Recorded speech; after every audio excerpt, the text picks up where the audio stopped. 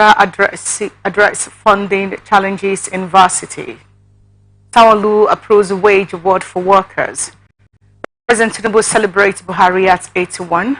Inflation moves up again, rises to 28.20%. Israel probes accidental killing of Gaza hostages. Mr. Ibu undergoes another leg amputation. Bournemouth Luton game abandoned after Lockyer collapse.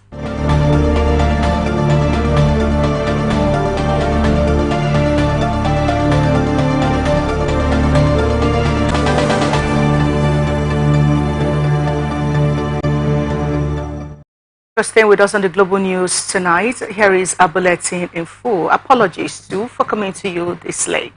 Governor Siminalayi Fubara of Rivers State has promised to address the funding challenges confronting Rivers State University, Port Harcourt. The governor specifically promised to release funds already approved for the running of the institution, as well as other necessary financial support aimed at strengthening the capacity of the school to rank as one of the best in Nigeria.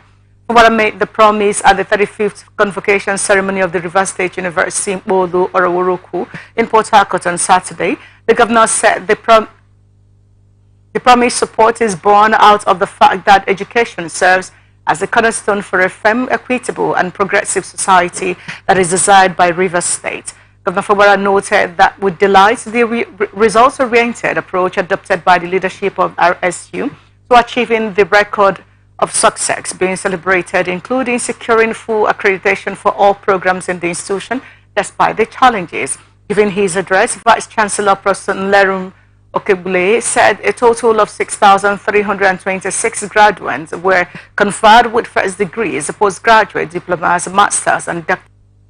2 more commissioners have resigned from the cabinet of Governor Siminalayi Fubara of Rivers State. This has brought the number of commissioners who have resigned from the governor's cabinet to 9. The latest to resign are the Commissioner for Special Projects, Emeka Nwoke, and the Commissioner for Environment, Austin Ben Choma.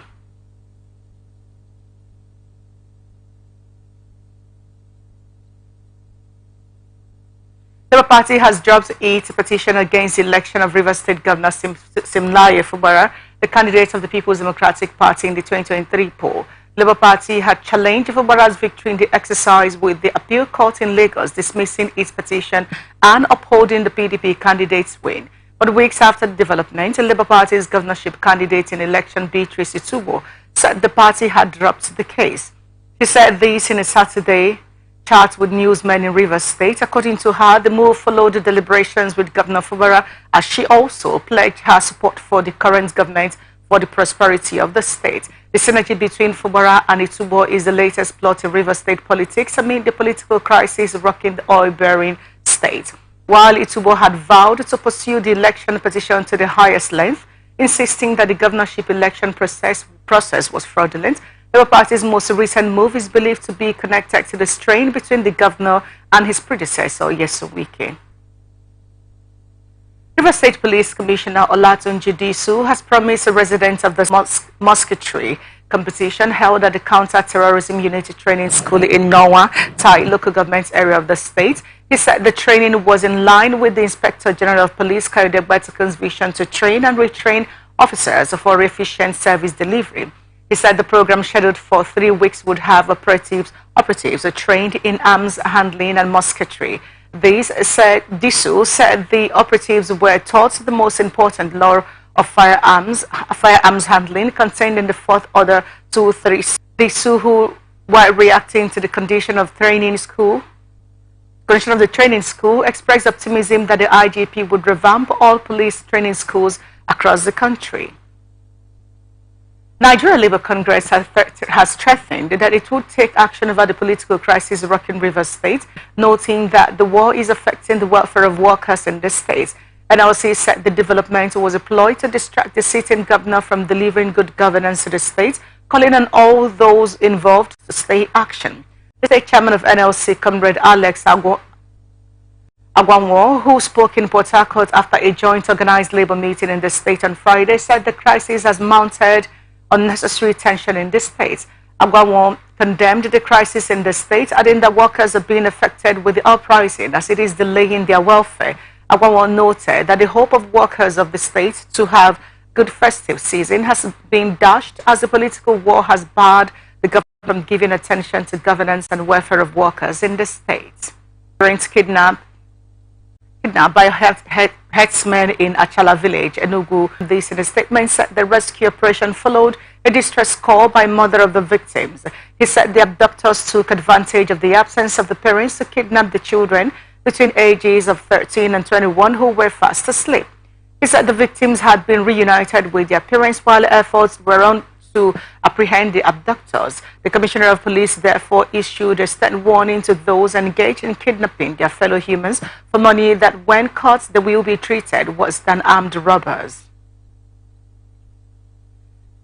The Speaker, Lagos State House of Assembly Mudashiru Obasa on Saturday said the House would soon pass the 2024 appropriation bill into law as a new year present to Lagosians. This is as the Speaker thanked Governor Babajide Sanwo-Olu for not being like other governors who seal up the Assembly complex or who remove roofs for Assembly buildings. Obasa spoke on Saturday when Sanwo-Olu paid an unscheduled visit to the venue of the budget retreat for members of the Assembly in Abuja. While describing the governor as a leader, brother and performer, Obasa noted that Sanwo-Olu had always supported the House in carrying out its functions. According to a statement signed by the Speaker's Chief Press Secretary, Eromosele Ebomole, earlier, the governor described the lawmakers as the best among their counterparts in other states and used the opportunity to emphasize the bond that exists between him and Obasa. The budget estimate of 2.2 trillion naira tagged the budget of renewal to the House for the 2024 fiscal year. The budget comprises 55% of capital expenditure and 45% of recurrent expenditure. The Lagos State Governor Babajide Sanwo-Olu has approved a 35,000 wage award for the state public servants. This was just as he also approved the payment of 50% of basic salary as an end-of-year bonus for political appointees and public servants, employees of local governments and local council development areas, Lagos State Universal Basic Education Board, and the Lagos Neighborhood Safety Corps. The approval was contained in a circular signed by the Lagos State Head of Service, Bode Agoro. The statement further noted that the end-of-year bonus and the wage award, which would be paid alongside December 2023 salary, would be not allegedly involved in the disappearance of a newborn baby at Iswa, the headquarters of Akoko South-West local government area of the state. The suspects were a 40-year-old native doctor, Akinjise Ifoluwa, and the grandmother of the missing baby, Oyewole Margaret, age 66. Commenting on the case, the State Police Public Relations Officer, Mrs. Fumilayo Odunlami, said the baby and his placenta went missing while the mother was unconscious. According to the complainant, his sister had been pregnant for 9 months and observed that she had delivered, but when asked about the baby, she said the baby had died and had been buried with the aid of their mother without informing any family member. The police spokesperson stated the mother of the missing baby said she got pregnant by the suspect and he asked her to kill the baby. Nigerian Navy has apprehended 28 suspected oil thieves for allegedly stealing 527,810 liters of crude oil offshore in Ondo State. The Navy said the suspects were arrested in the last 5 days at various locations in Awoye. Riverine Captain Wasuku Alushi revealed this at the naval base in Bukoda, the headquarters of a larger local government area. He noted that the mandate of the base was to serve as a force multiplier for the Western Naval Command in furtherance of its policing duties, especially to stamp out the danger of crude oil theft, illegal bunkering, and other crimes in Bukoda and its environs. Beyond the state development areas in this state, the acting governor made this known in a letter to the local councils directing that all spending expenditure from the local government account should be suspended, no signing of checks, no change of signatories, no withdrawal of any sort until further directive. Earlier this week, Aidatiwa resumed as the acting governor of the state following a letter to the House of Assembly by Governor Rotimi Akeredolu, in which he said he would be traveling to Germany for medical reasons. Two men, Rafiu Jamiu and Adeniyi Oluwaseun, appeared before an Ado-Ekiti Chief Magistrate Court over alleged stealing and assault. The defendants, whose addresses were not given, were charged with 2 count charges of stealing and assault. The The prosecutor, ASP Caleb Leramov, informed the court that the defendant and others still at large committed the offense on December 4 at about 9 p.m. in Ijero, Ekiti. So re-invited to appear before the House is the Director General, Kogi State Solid Mineral Development Agency. The Chairman, House Standing Committee on Solid Minerals, Honorable Omotayo Adeleye Ishaya, gave the directive at the Assembly Complex following the absence of the Permanent Secretary of the Ministry and the Director General of the agency. The committee Vice Chairman, Honorable Jibril Abu, who is the current lawmaker representing Ajokuta State constituency, lamented that if Kogi State Governor Alhaji Haya Bello could appear before the Hallowed Chamber to present the state budget, some heads of MDAs have no reason to fail to appear. The acting Vice Chancellor of the Kwara State University, Malaite Prof in the institution. In his address at the combined 10th and 11th convocation ceremony held at the institution's main campus, Malaite Moro local government area on Saturday, the Vice Chancellor said access road to the university is not smooth given the state of the road from Shao to Malaite community. The VC, who called on Governor Abdul Rahman Abdul Razak to intervene, explained that as the institution expands, the existing intra-campus road network is now becoming inadequate and restricting efficient use of the infrastructure being put in place.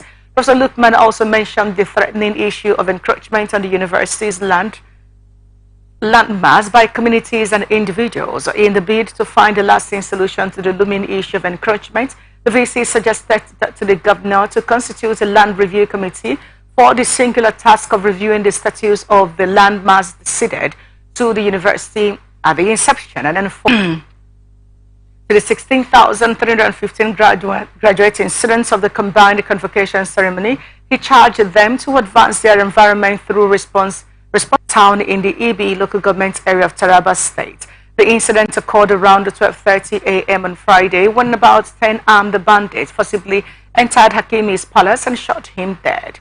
The bandits also abducted some persons, instilling fear in other residents. Confirming the incident, the council chairman Iliya Ajibu said 2 persons have been arrested in connection with the incident, adding that an investigation is ongoing to arrest others involved in the act.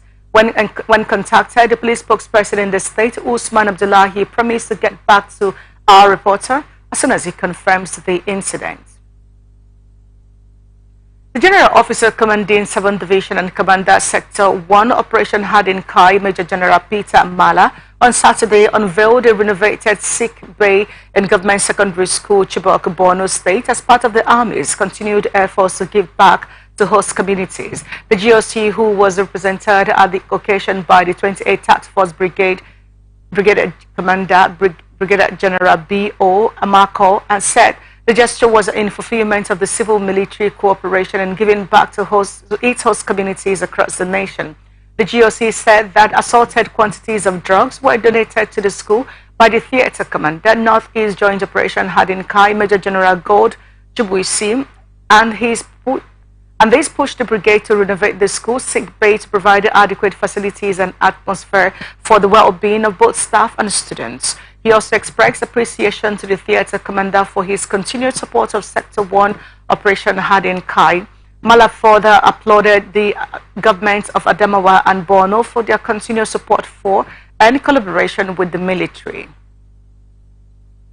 Operatives of the Jigawa State Police Command have arrested 2 suspected armed robbers on the command's wanted list.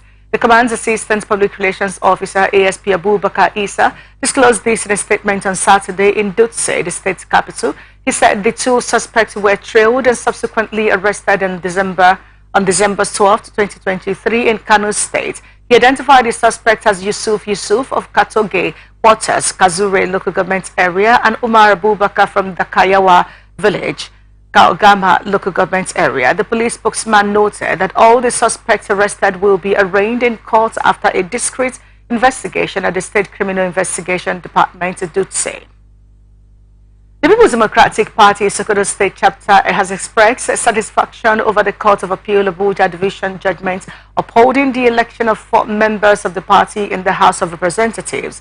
This is contained in the statement made available to journalists by the spokesman for the party in the state, Hassan Sain Nawal, on Saturday. The party's candidate in Binji Silame Federal Constituency, Mani Katami, was declared the winner of the 2023 general elections by the appeal court to replace the All Progressive Congress candidate, who was declared the winner of the election by the Independent National Electoral Commission.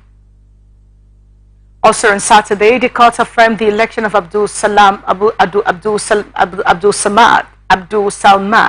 Dasuki and Bashar Guru as members representing Kebe Tambuwa Federal Constituency and Gada Goronyo Federal Constituency, respectively. The court also announced the candidate of the party for Isa Sabon Bermi Federal Constituency, Saidu Gaja, as the winner against the APC member, late Honorable Abdul Qadir Jalani Dambuga, who occupied the seat until his death following a brief illness about 2 months ago. Meanwhile, the Court of Appeal also on Saturday declared the election of another PDP member of the House, Umar Yabo, representing the Yabo Shagari Federal Constituency, inconclusive and ordered the rerun in 26 polling units in the constituency. The Ministry of Solid Minerals Development on Saturday sensitized communities as well as miners in southern Kaduna on the dangers of engaging and allowing illegal mining activities in their localities. The town hall meeting organized by the Northwest Office of the Ministry of Solid Minerals was held in Kafanchan Jama, local government area of Kaduna State. The zonal mines coordinator Kutman Hosea Ali told the gathering that the ministry was committed to enhancing collaboration and understanding among all stakeholders by small-scale cooperative license to operate illegally to enhance their activities. Kaduna State Governor Senator Oba Sani has launched the 2024 Armed Forces Remembrance Day emblem, an appeal fund in commemoration of the fallen and living heroes and heroines of the Armed Forces of Nigeria who have sacrificed their lives in the service of their fatherland. Governor Oba Sani launched the sales of the emblem with the sum of 5 million naira in respect of the 2023-2024 Armed Forces Remembrance Day celebration at the Arawa House in Kaduna State. Sani emphasized that Nigerian soldiers have served in many battlefields and many died in these battles. He appealed for ways that disputes can be settled without the use of arms so that the world and Nigeria can be safe and peaceful for citizens and their children. Bala Adamu, who represented the Kaduna State Chairman Nigerian Legion, appealed to well-wishers and all Nigerians to support them so that they can cater for orphans and widows of fallen heroes, amongst other responsibilities. Members of the armed forces are spread in different fronts, battling bandits, terrorism, insurgents, kidnappers, and other criminal elements. They have been reported heroes left behind wives, children, and relations that must be catered for. Therefore, there are thousands of veterans, some of whom have special health needs and challenges. As beneficiaries of the sacrifice of members of the armed forces, we must, as government, corporate entities, and individuals, support the veterans and the families of the fallen heroes. The emblem I'm about to launch is one of the ways to support and appreciate the sacrifice of our heroes. As we do so, we emblem to mark the beginning of 2024 Armed Forces Remembrance Day celebrations in Kaduna. Widows among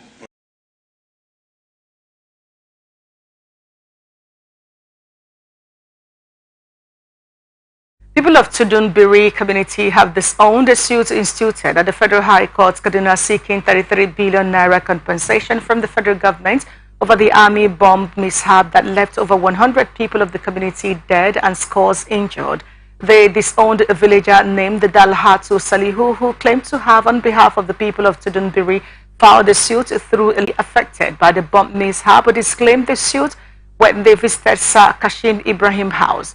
They said they were not aware and did not mandate anyone to file a suit on their behalf.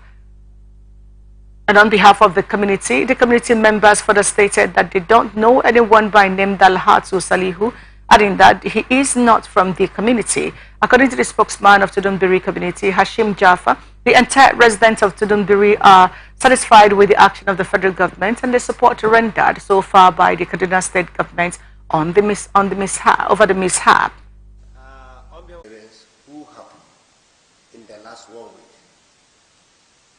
supported them, comforted them, and commiserated with them. And they have also asked the Kaduna State government under my able leadership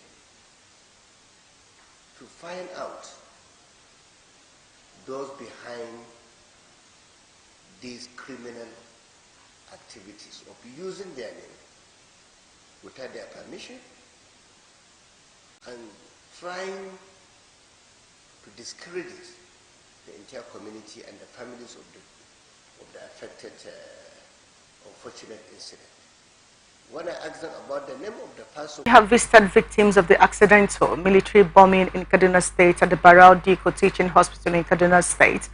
It will be recalled that many civilians were mistakenly killed and several others injured when a drone strike from the Nigerian Army hit community members of the Tudunbiri while celebrating Malud. Speaking during the visit, the Labour Party presidential candidates called for a comprehensive probe of the incident by the government in order to prevent such future occurrences. Obi submitted that such error has occurred not less than 16 times in Nigeria, resulting in the deaths of at least 500 people.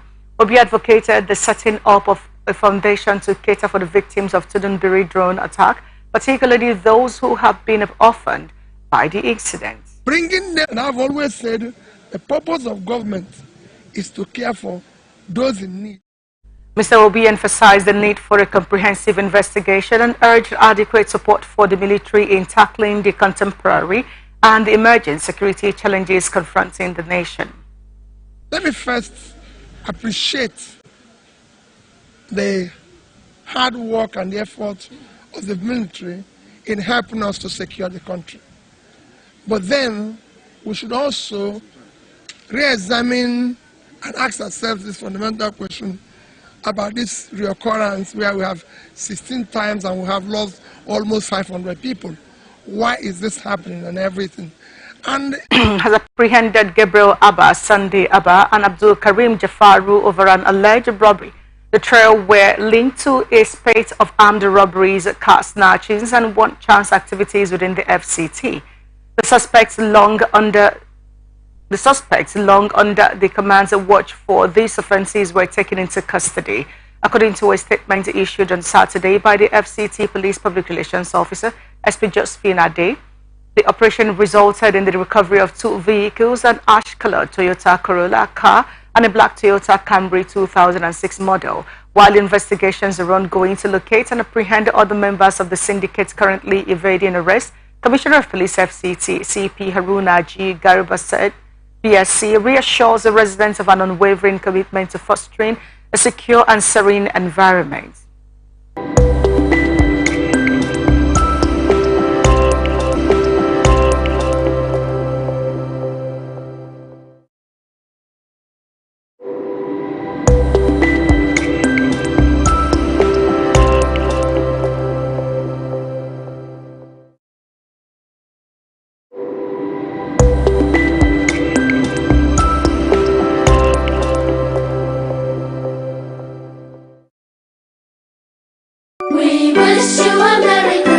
It's Christmas season! Hooray!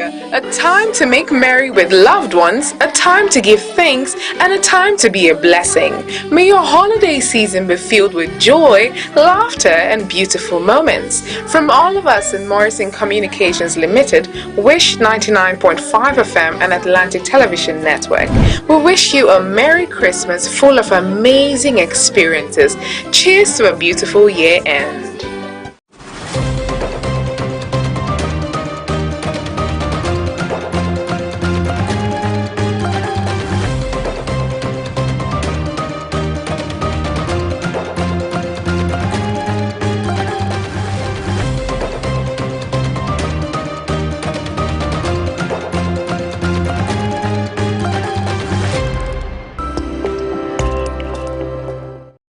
Defense Headquarters has confirmed the killing of 4 notorious terrorist commanders in airstrikes within the week.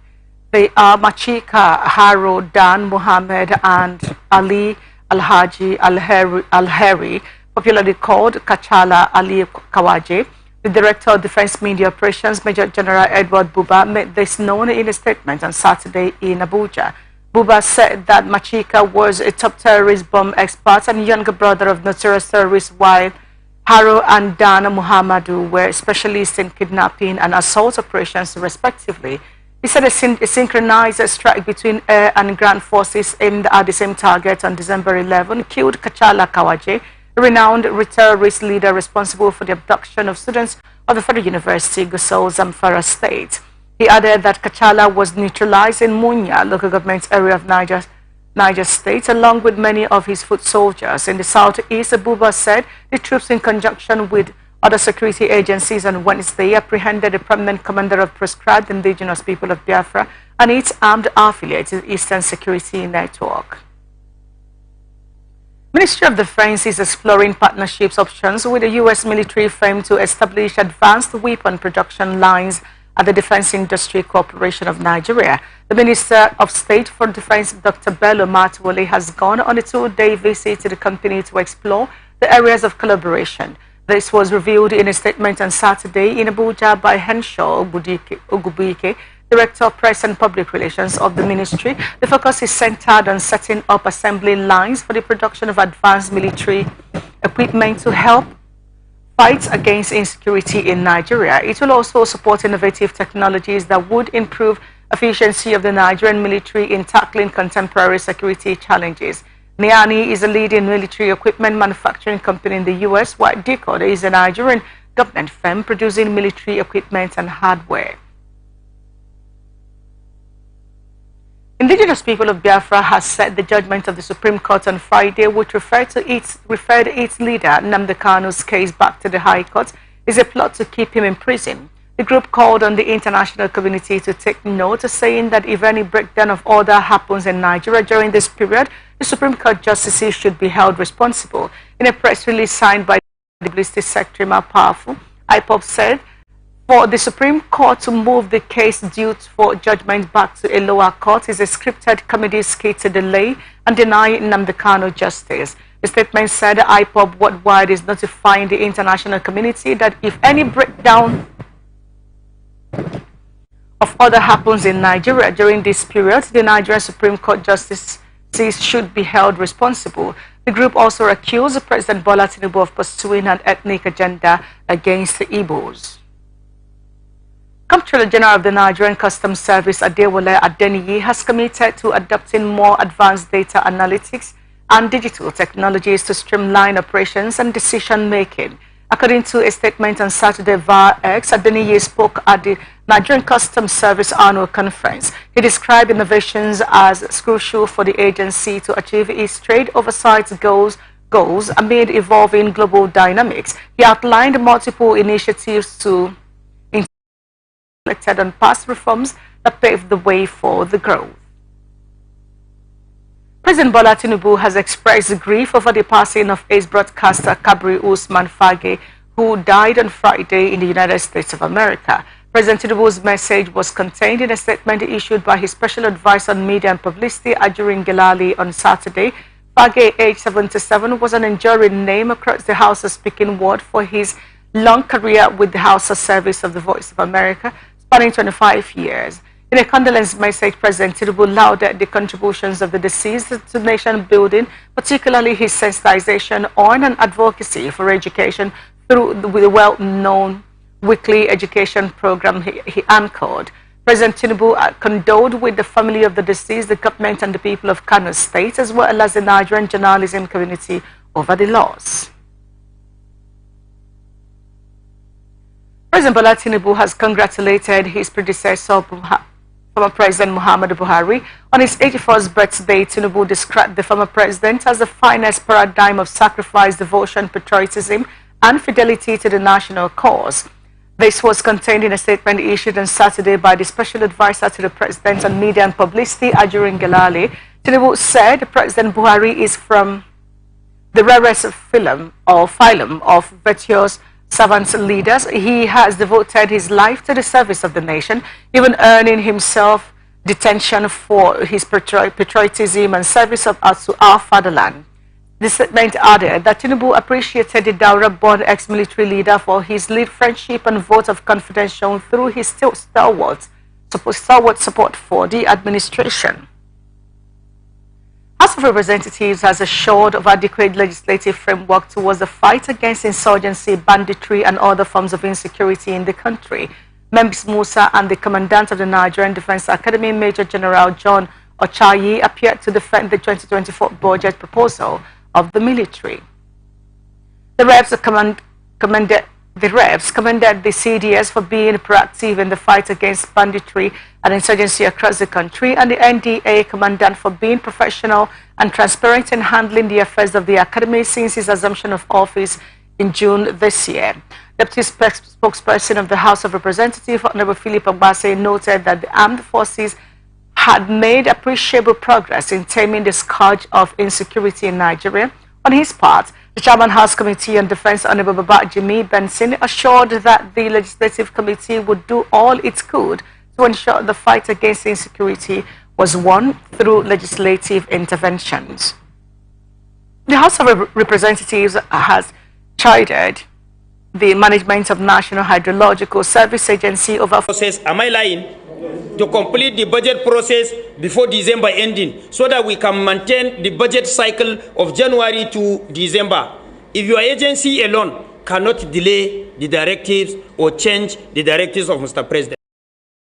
In his presentation, the NIHSA Director General, Engineer Clement Nze, observed that the agency formally notified the Office of the Accountant General of the Federation on the unspent fund meant for outstanding projects in 2022 Appropriation Act, and the office in its response wrote back to the agency that the money has been returned to the agency's coffers in 2023 to ensure the agency completes the project. Our appropriation was 433,962,977 naira only. That was what was appropriated. The amount released is the same amount that had been released. The same 433,962,000. I have to of goods and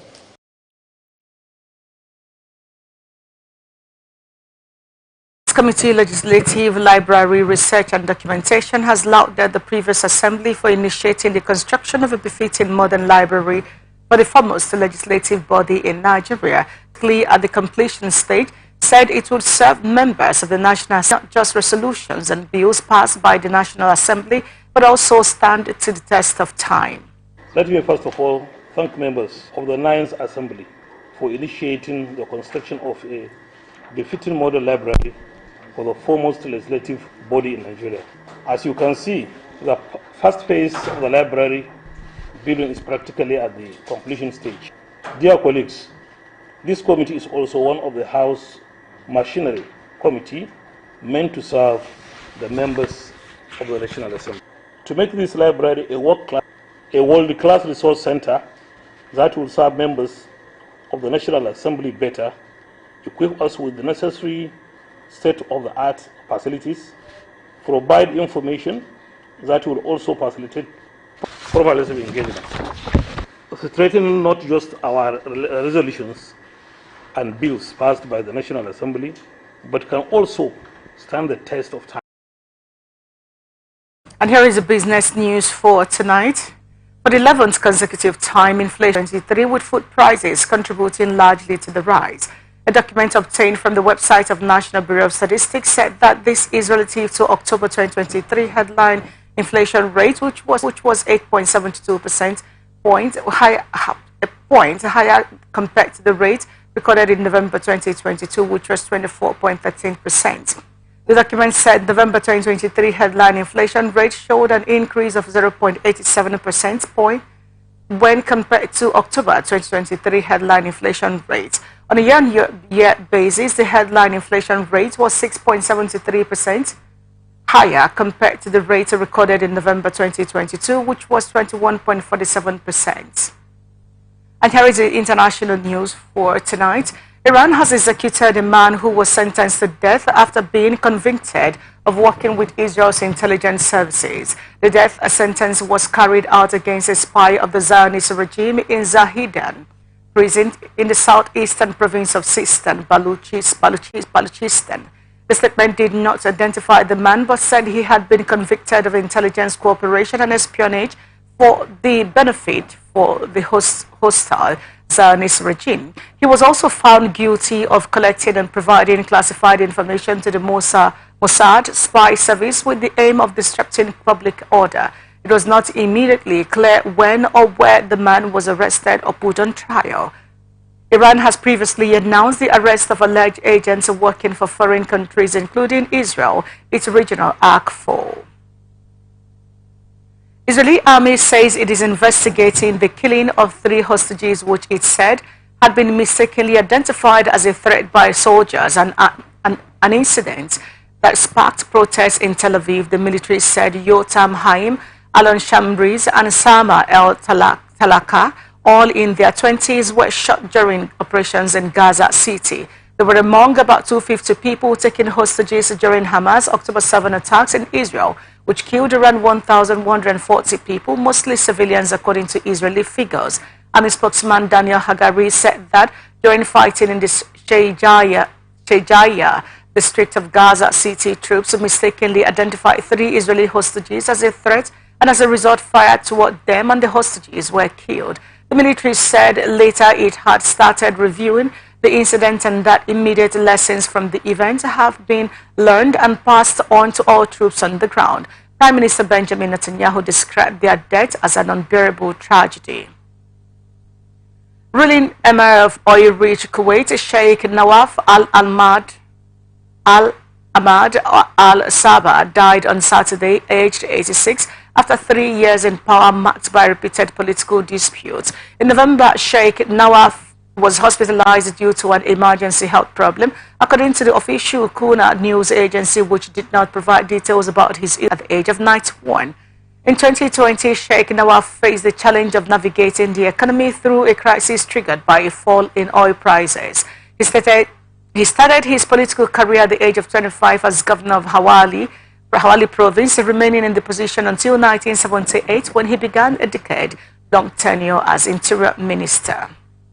We pray that his soul will rest in peace. Here is entertainment news for tonight. Actors Guild of Nigeria has revealed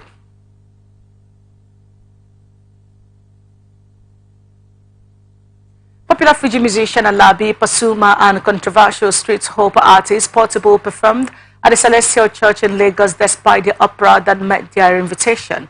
The invitation of the 2 artists had earlier generated controversies on social media after the Lagos-based church unveiled the door as guest artist for its praise night. Also condemning the development, the Celestial Church leader Olotosho Oshofa announced that he had stopped the singers from performing at the praise night. Reacting to the backlash received, the church presiding pastor Aderemi Dabiri stated that he invited the secular musicians to win souls for Christ. And here is the sports news for tonight. Confederation of African Football says it has received more than 5,000 media accreditation applications for the Africa Cup of Nations. CAF made this revelation on its official website on Saturday, saying the applications are 90% more than those received for Cameroon in 2021. Recorded media accreditation closed on November 24. According to CAF, more than 70 nationalities have applied to cover Africa's biggest events. CAF added that it will introduce new guidelines for non-right holders and enforce restrictions on filming and other activities to protect media rights holders, adding that priority will be given to the host nation at 30%, participating countries 35%, regional neighboring countries 10%, and rest of the world countries 25%. Chelsea says they are ready to ramp up their interest in Arsenal goalkeeper Aaron Ramsdale in the aftermath of Robert Sanchez's injury. Sanchez suffered a knee injury during the Blues' 2-0 defeat at Everton last weekend. He is expected to miss the entirety of the festive period. During Sanchez's absence, Chelsea will use former MLS keeper Georgi Petrovic. Last season's #1 keeper Zabalga is currently on loan at Real Madrid. However, Chelsea will look to strengthen their squad in that area when the January windows opens. The Stamford Bridge side had earmarked Ramsdale in October as Mauricio Pochettino is thought to be increasingly keen to sign players with Premier League experience. Chelsea returned to winning ways with a hard-fought victory over a dogged Sheffield United at Stamford Bridge. The Blues, beaten by Manchester United and Everton in their past 2 games, broke the deadlock 9 minutes into the second half when Cole Palmer slotted home after fine work by Raheem Sterling. It was 2:07 minutes later. Nicholas Jackson converting Palmer's pass after Blades goalkeeper Wes Foderingham palmed the ball into the former Manchester City's young stars' path. Chelsea enjoyed almost 80% possession across the 90 minutes, but Conor Gallagher's long-range effort was their only shot on target in a forgettable first half for Mauricio Pochettino's team. Cameroon HR called